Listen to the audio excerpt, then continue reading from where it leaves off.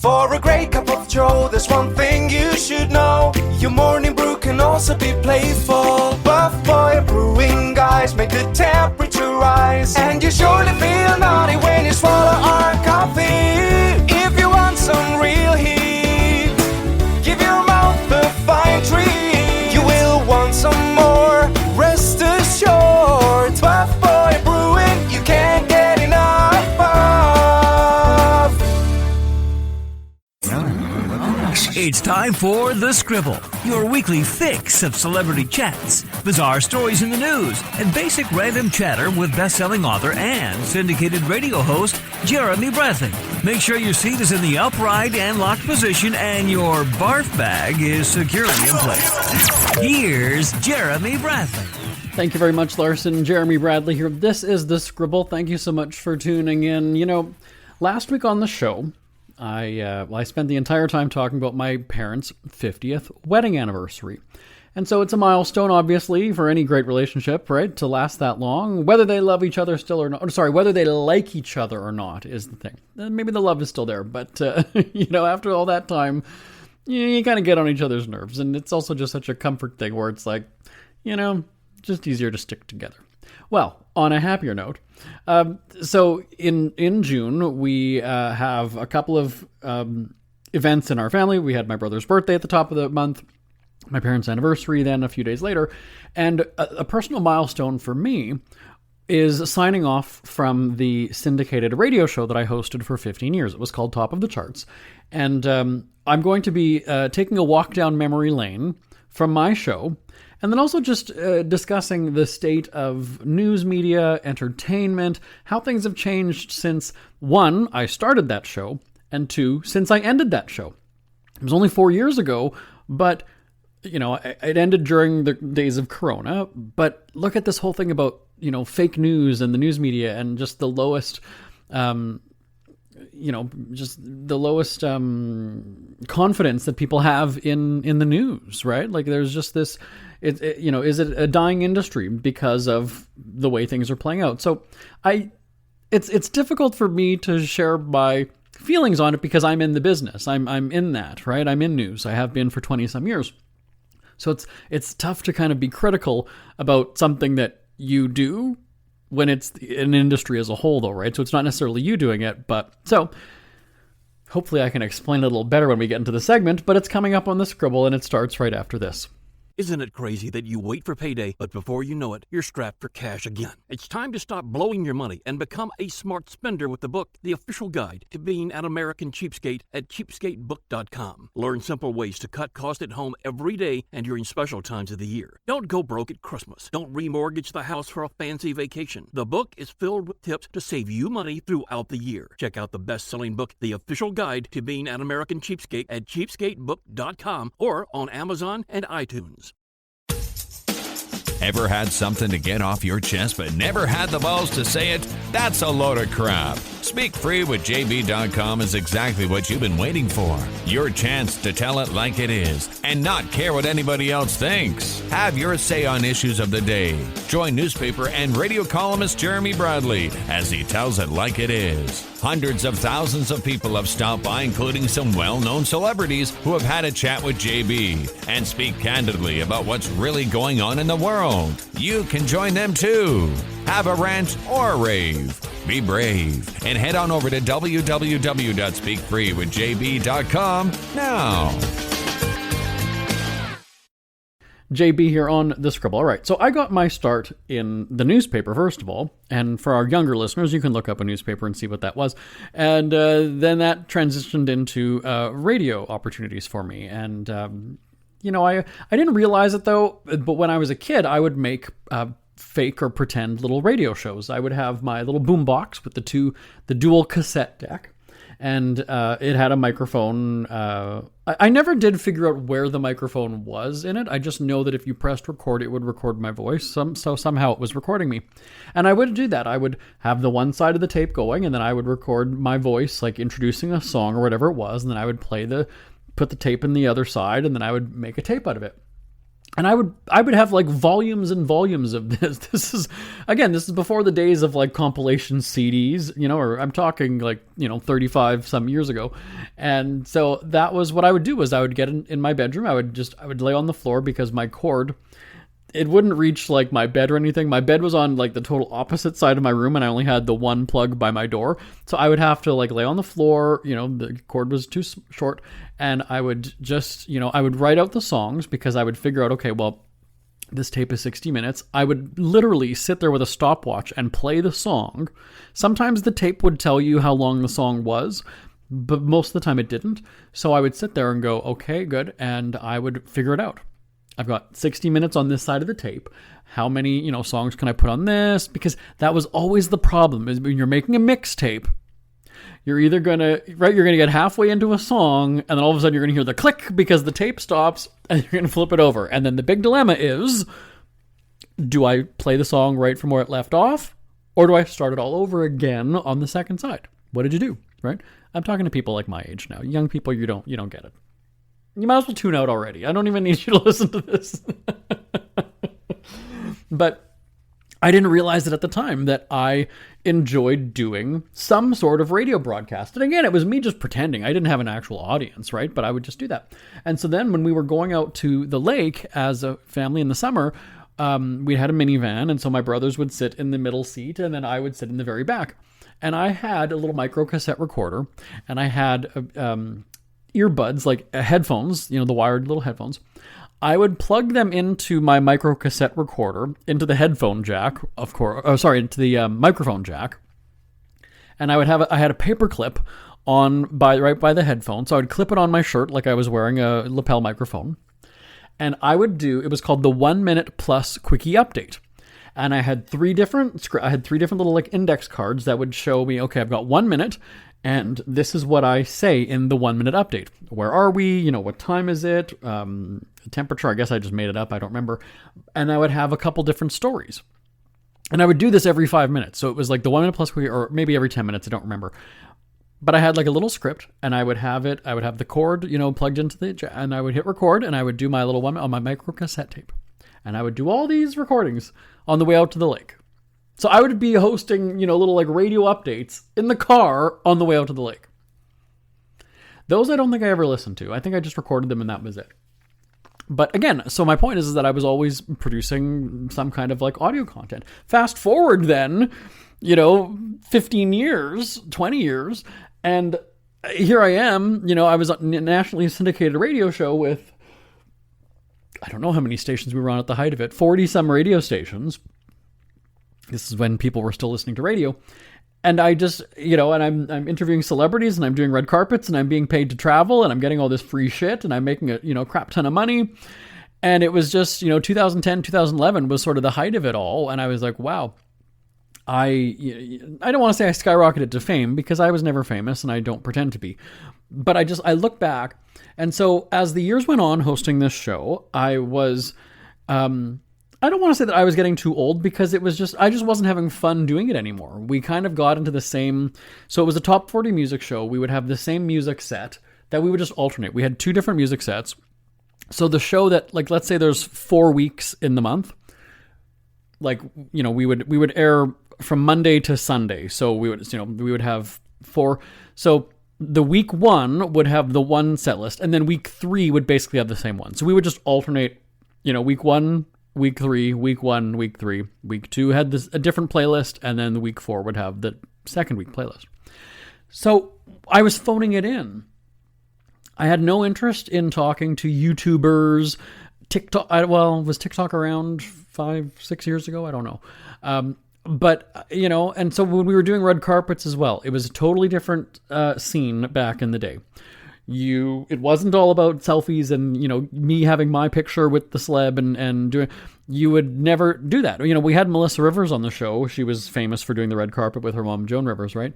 And I said to her, could you imagine asking a celebrity for a photo on the red carpet? She's like, no, you would never have done that. I remember getting a do's and don'ts list, basically, from one of the publicists at an event. And it was like, yeah, no picture, don't ask for autograph. You can't have them record your voicemail. It was just, and I just remember thinking, yeah, who would do that? That's so unprofessional. Well, fast forward all these years, and I don't know that I'm trying to think, like, everybody gets the selfie, right? Okay, it's Ryan Reynolds. Okay, well, let me get a selfie with you. Hey, let's do a picture. It was only towards the end of the red carpets that I would start to do that, because I was producing for all these radio shows, so, they would use them for social media or whatever it was. But for me, I was kind of like, no, I felt stupid. That felt tacky. It just felt cheesy. Never asking for an autograph, but just felt like asking for a picture. Like, I'm here to get my segment, and you can go on your way, and then I'm on to the next interview. It was not my moment. It was never about me. I was never taking pictures of myself getting ready in the hotel room and posting them. It wasn't my moment. And so that's where I also really lost interest in covering red carpets, because it was about these YouTubers and these bloggers and everybody kind of having their moment and making it about them. Everybody fanning out. Again, maybe I would tell so-and-so that I loved, I saw them in the movie, that was a great movie, but never would I have done, oh my God, it's so great to meet you. Oh my God, I've been wanting to meet you. Oh my God. No, you were not fanning out. You just didn't do that. And so the entire dynamic of the red carpet has just shifted. And I think that that's maybe also why people don't care to watch those types of things anymore. Like, the red carpet used to be the big event. You'd probably have more people tuning into that than you would the actual award show that was following. That's just, the red carpet was an event. It was an event. But again, with social media now, you can see the celebrity dressed up before they even get to the venue, because they've posted their outfits. You don't need to tune in to see what they're wearing, because they already spoiled it. They already, gave them the sneak peek. And so I think that that's kind of what it is that, do people really idolize celebrities as much as they did back then? The fun, again, for me was, I don't know half of these people anymore. The definition of celebrity, it's much easier to become a celebrity or to become, well-known or an award winner or an award nominee. I find that now, watching the Oscars, right? That's actually kind of the joke at these award shows is, hey, viewers, you've probably never heard of half of these nominees. Well, neither have we. And so it's different. You'd have the 4 nominees or 5 nominees. You'd heard of every TV show or record album or movie, whatever the show is. And, you had a chance to listen to all the albums. You had a chance to watch all the movies. So you knew what you were watching and what you were talking about. And now it's kind of like, I've never heard of half of these actors. I've never heard of half the movies. I don't even know. Why would I cover the red carpet then? I have no interest in learning about 50 movies that I'm going to care about for a minute and a half on the radio. It's not worth it. You can't possibly retain all that information. For what? For what purpose? Because it's so fleeting that, we're not going to remember this movie. That's also the thing too, right? We've got such a fast-paced media world where, let's say Beyonce is nominated for such and such song. She's had 5 other songs since then. We're already sick of hearing that first song.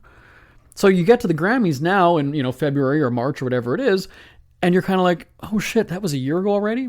That song is so old. Oh, that's... And secondly, do we care that Beyonce is winning an award for it? Like, the celebrities are patting themselves on the back. Yay. Yeah. So I became very cynical. I just became like, wow, I've had enough of doing this shit. And so we started the show in April of whatever year it was. And when we went into the Christmas break, 4 years ago, I did something. We generally were not taping in December. We would pre-tape all of our Christmas stuff, and then I was off for the month. And I said to my husband, this is, again, Corona was on, the world was kind of shut down. I just said, like, I'm not into doing the show anymore. Like, I think 15 years is kind of, it's a round number. It's, it's better than going out at 16 or 17 or 14 or whatever. It's 15. That seems about right, And he's like, well, man, that's up to you. And what was weird to me was I kept thinking, this is really kind of all I know in terms of my professional life, because I started the show, in my early 20s, and I've done other stuff, other work, other writing, other, things. But I was like, it's going to be weird this is such a huge chunk of my time and my, world, really. What's it going to be like? I don't know about this. I'm sort of nervous. And he's like, well, think about it, whatever. I mean, you're not getting canceled. Like, it's totally up to you if you want to keep going and if you don't want to. It's your decision, right? I almost wish that it was canceled so that I didn't have a choice. I could just, all right, well, it's done, But it was up to me. We had a great relationship with the radio stations. People loved the show. I was getting, A-list celebrities as I had for many years. So there was no reason, that I would all of a sudden be canceled or nobody would want me anymore. The charm with our show was that we had such access to Hollywood celebrities and events that these smaller local stations did not. So it was actually great content for them because, hey, we're getting like Hollywood interviews on our station. Well, this is awesome. So for me, it was December and I kind of said to my husband, Charles, I'm like, well, maybe in April then at 15 years, it's time to be done with it. And he's a good husband and he's like, whatever you want to do. That is the right answer in my life. You're not going to tell me what to do because if he would have said, yeah, you know what, ended in April, I would have said, don't fucking tell me what to do. I'm going to do it for 2 more years now just because you said that. It's a trap, people. So in December, I was kind of like, all right. And then obviously January is the start of award show season. And so we came back at the beginning of January. And I said to the team, okay, here's the deal. Because this was like our flagship radio show. This was our biggie. So naturally everybody's like, oh shit, well, is the company like, what's happening then? We still had, we were doing this podcast. We still had a whole bunch of other projects. So it's not like the company was done. We produce audio programming for airlines. We have, book publishing and newspaper publishing and stuff. So there's lots of projects, but I just said, that show is done. We'll figure out some other things. That's fine. I mean, nothing changes other than you're not working on that one show anymore. So, people were like, ooh, okay, that's a big deal. And for the award shows, we would spend like literally weeks with each other in close quarters because we're producing these things. Well, as I said, Corona was on, so the award shows were kind of not really happening the same way that they used to. So that was fine. But, I'd said, I'll let the stations know, in January that we've still got a few months. It's not like all of a sudden, boom, this is the last show, everybody, and I'm out of here, I'm done. Like, we still have a few months, right? And so, in that time, we had like 4 months, basically, and I had a whole bunch of ideas of what I wanted to do. Okay, we could get a bunch of... first, I wanted all of the living Canadian prime ministers to be surprise guests. That was not even close to happening. Then I wanted previous entertainment hosts. So your John Tesh, your Mary Hart, your Billy Bush, your Lisa Gibbons, your Nancy O'Dell, your... whoever. I'm trying to think of all the other people. Ben Mulrooney, if Canadians know Ben Mulrooney. Tanya Kim was his sidekick on E-Talk back in the day. And so I thought, why don't we do that? That would be really fun. John Tesh was on the radio with me before. Lisa Gibbons, I know. All these people, Billy Bush. And again, we couldn't get it together. And so I thought, okay, well, scrap that. Because that would have been fun. Let's talk about your first red carpet. Let's talk about your first big, Hollywood event that you covered. We have this, this bond. We've all kind of done it. So that didn't work out. And then I was like, okay, shit. Well, now what?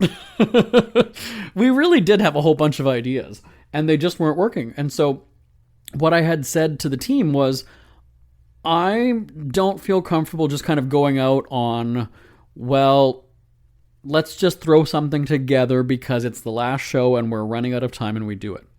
So what I'd said to the team was, let's just keep producing shows until we have something that seems right. And they said, can we? And I said, of course we can. They don't want us to leave. So, they haven't replaced us on, every station just yet. We still have a couple months. So then it was kind of like, all right. And I was on the phone with Bonnie Winters, our executive producer. I was sitting in the backyard. It was, we were already into May, I believe, at this point. So I had already blown through the April, this is the end. And I was sitting outside in the backyard and we were talking. We were talking about just everything. Work stuff, family stuff, whatever it was. And I hung up the phone. And literally a minute later, all of a sudden it came to me. Nashville. Music City. Let's go to Nashville. And so I called her back about 2 minutes later, and she was like, we just talked for like a fucking hour and a half. What? And I said, Bonnie, Nashville. And there was a pause, and she said, yes. So we had done a bunch of tourism things, obviously, for, 10 years. But again, it was Corona. So like, please don't come to our city is what, tourism boards were saying. Nashville, coincidentally, had just opened up, a couple days before. And so I'm looking it up, and we reached out to the tourism board. And within 3 or 4 days, I believe, we had the okay. Let's do it. We'll support the trip. We'll get you on the Grand Ole Opry stage. You can do your final segment there. We'll take you around the city. We'll do, excursions, dinners, whatever it is. Same thing we would do with our travel programming back in the day. And I said, this feels right. And what's really funny is we did have a couple of celebrity interviews where we did do Lisa Gibbons, by the way. We had Ben Mulrooney, I believe. So we had a bunch of sort of like goodbye segments that we had taped. But we didn't use them on the very, very last show. I think we did about 3 weeks of kind of goodbye segments where we did have some people. But the very, very last one, or last two, we did 2 weeks of Nashville shows. And we taped them in the beginning of June, and then they ran around this time 4 years ago. And so for me, it's a look back at, wow, I started this in my parents' basement on a little desktop computer microphone. And then it turned into an entire company with actual radio studios and production of, legitimate programming, and then celebrity guests and live on location red carpets. And you just look at that and go, wow. So like I said at the start of the show, the landscape, right? The entertainment, or even just the environment of media, broadcasting has changed so much. We did not have live streaming. We did not have, social media. We didn't have it 19 years ago. It was not a thing. So, you look at that and go, wow, now everybody's a broadcaster though, right? Because of YouTube or social media or blogs or live stream, Facebook Live, Instagram Live, whatever it is. And I think that's the problem now with media, is that everybody has the opportunity to have their own media outlet or their own news outlet and can say whatever they want. I'm not saying that you shouldn't have, freedom of speech. My company is fucking called Speak Free Media. Speak Free Media. Who am I to go and say? But there was something different back then because you needed to have some legitimacy, some credibility, to have time on the radio, time on TV news as a reporter, time in the newspaper to get page space in the newspaper. And if you didn't have that opportunity. You could still say whatever you wanted in your own house or in your classroom or in your workplace, but you didn't have that megaphone to amplify whatever it was that you were saying. Even though you might have a good message, you might have a positive message to everybody, you just didn't have that opportunity. And so when I see what happens now, I'm kind of like, maybe that's not necessarily a bad thing. Just because you have a phone doesn't mean that you need to be a content creator. Just because you have a social media page doesn't mean that you need to rant about everything. Leave it to the people who have the education and can do it. We laugh about this podcast, or even the radio shows. I have no interest in competing with the, what is that? The Call Her Daddy podcast. I haven't heard of half of these fucking people. TikTokers, couldn't even name 2 of them. Couldn't even name one YouTuber. I can't. I'm just not part of that. So I realize that now, and anybody who's created a podcast, you obviously think that you're going to get thousands of listeners and downloads or whatever it is, subscribers. The reality is you don't, because there are just so many. Back when I would listen to podcasts, I would listen to Smartless, I would listen to Fly on the Wall, I would listen to Bill Maher, I would listen to Conan O'Brien. Those are the ones I would listen to. But then what ended up happening, they all had the same guests. They were all going on each other's shows. You had, they were talking with whoever one week, and then he was on the next one, and then she was on the next one, and then they were all going on each other's shows. So eventually I didn't need to listen to all of them because they were all just doing the same thing. Same thing with a podcast. What stands out about the Scribble podcast? Absolutely nothing. I don't need to have, a million listeners and downloads or even 10,000. I really don't. I retired at 39 when I signed off from that radio show. This is just something fun to do to fill time. gives you 30 minutes to kind of listen to what I have to say. You've probably noticed, you've been listening for any length of time, we haven't had a celebrity interview for well over a year. I think Kathy Griffin was the last one that we did over a year ago. It's just kind of, it's an outlet for me to just go on, talk for 30 minutes. If you're listening to this on your treadmill or when you're out walking your dog, whatever it is, that's it. It's not a big money maker.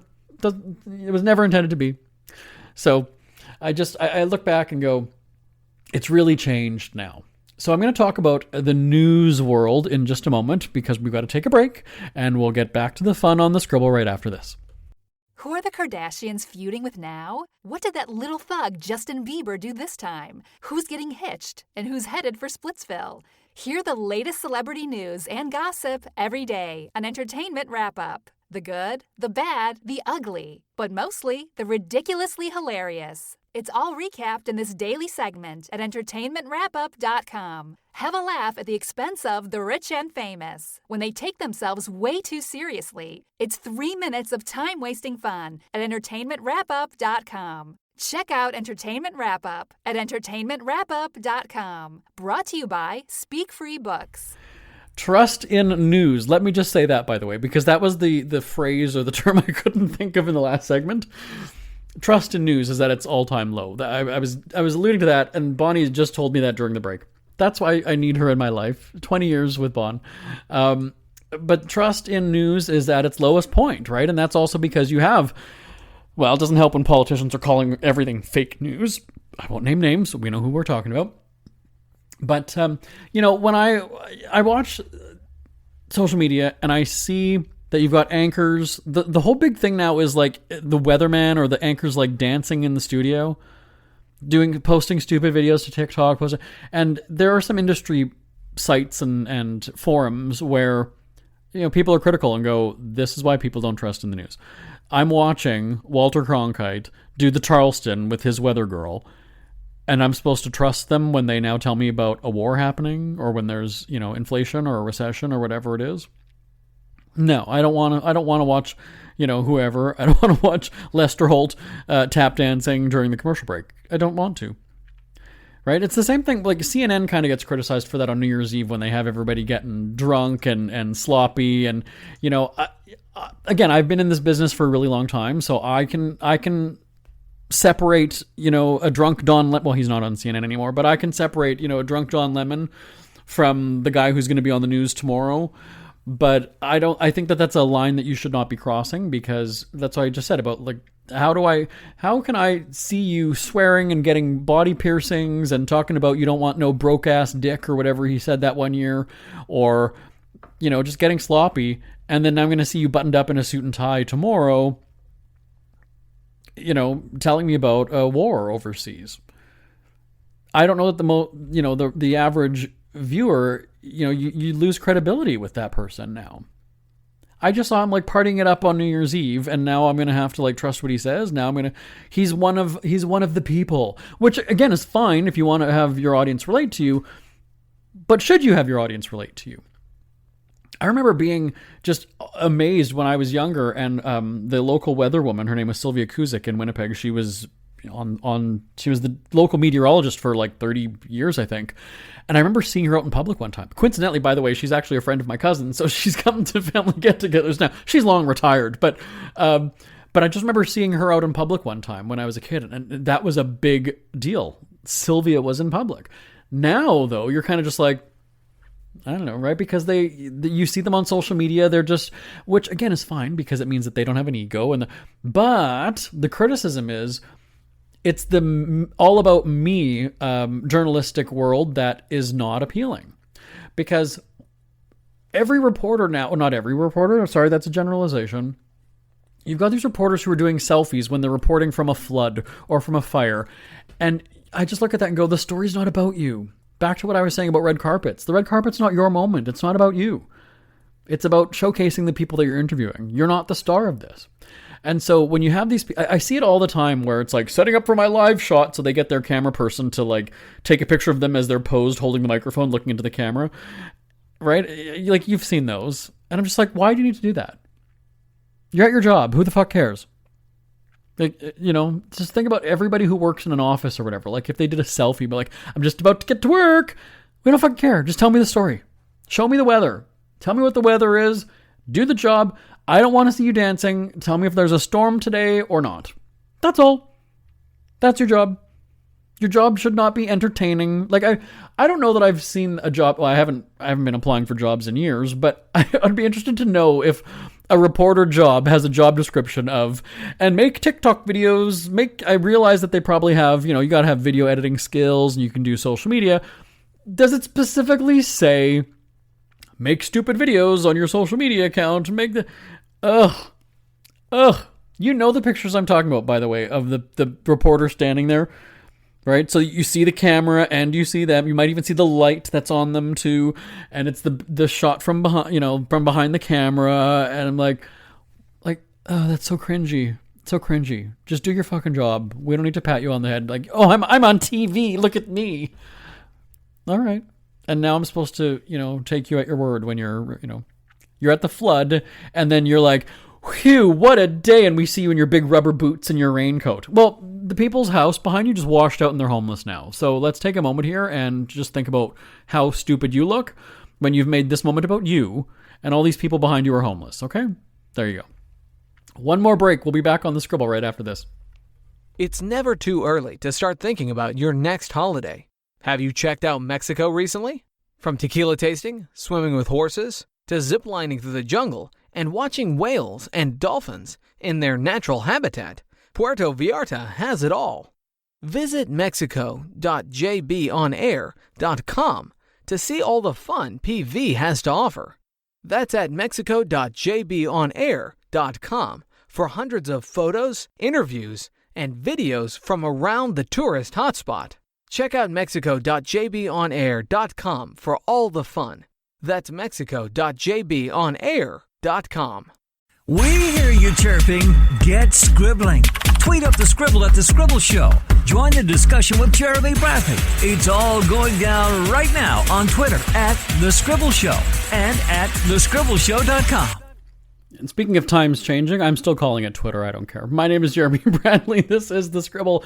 So all this ranting about the news world and journalism, I want to hear your thoughts. Send me an email, live@jbonair.com, live@jbonair.com. I will talk to you next week, everybody. Bye-bye for now.